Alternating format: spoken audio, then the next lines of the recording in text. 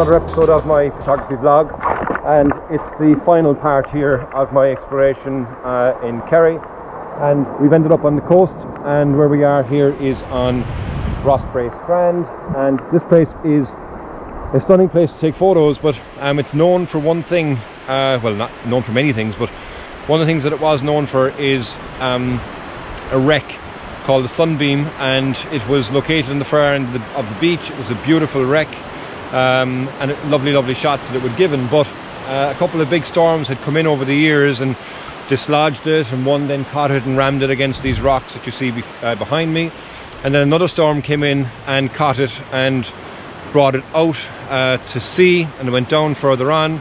It came back in again at one point. I was very lucky to be able to catch a photograph of it, but now, after a sequence of another many storms, it's gone. So it's a shame, because it was a beautiful schooner and it gave some beautiful shots. I'll show the shot that I managed to get on one occasion here from it, but yeah, we're going to shoot the sunset here. It looks like it's going to be nice. I'm looking at the sand that you can see here, so if I get down low and show you, we get nice reflections of the sky, and I think we are going to get lucky.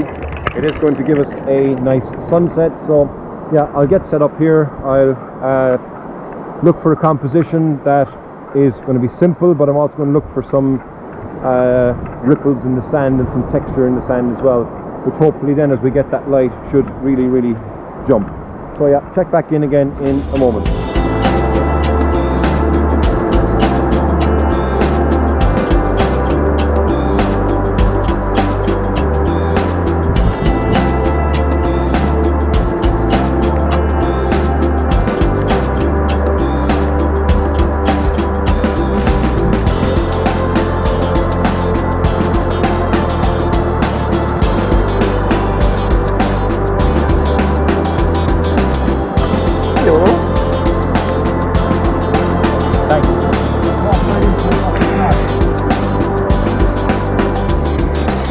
So I have the camera now set up below, and I've decided to go for a low composition, because what I want to try and do here is wait for the sun to dip below the horizon, or just about, so it'll be easy for me to take the exposure. It won't be hard from the direct light, because obviously with the contrast between the top and the bottom, but by going low as well, the tide is going out, so there's a lovely dampness to the sand, so it's going to act effectively like a mirror. And what I'm also trying to do here is spot items in the sand, like I said a moment ago, that would give a nice foreground interest.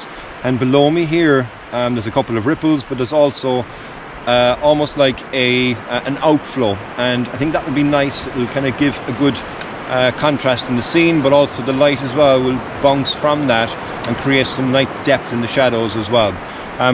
Here is where the camera is set up, and you can see these lines that I'm talking about here, and the sun is just about to dip below the horizon. We're starting to get light as well on the clouds that are here, but yeah, I think this is going to be nice. I think it's going to get some nice shots. Right now, just before the sun is going there, I'm on f8, and I'm shooting at an 80th of a second with ISO 100, and as the sun then will drop, I will change my exposure times to suit what's needed in that point.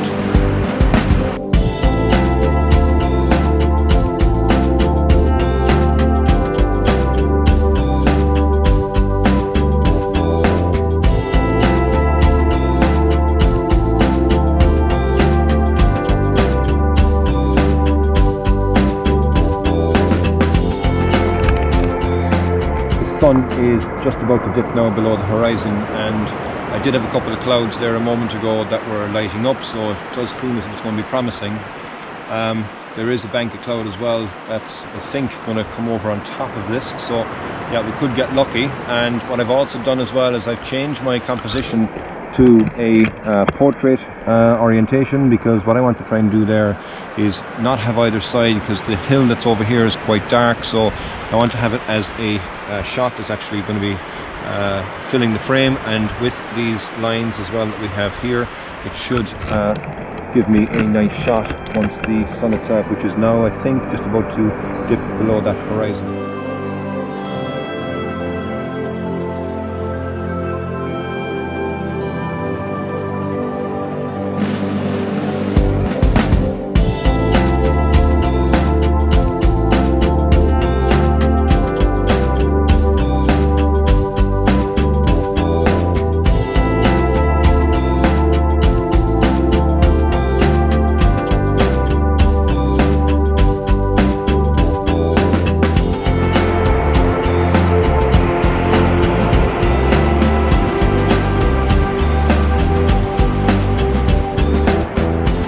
sun has gone down now, and the light is starting to hit the high altitude clouds that we have in the distance, and I'm still in the same composition that I was a moment ago. I haven't changed it at all, and I think it's going to be a lovely shot. There's lovely purples, there's a very strange kind of a greeny, bluey yellow as well, so there's a huge amount of colour that's presented in the scene in front of me, and the shot is, I think, going to turn out nice.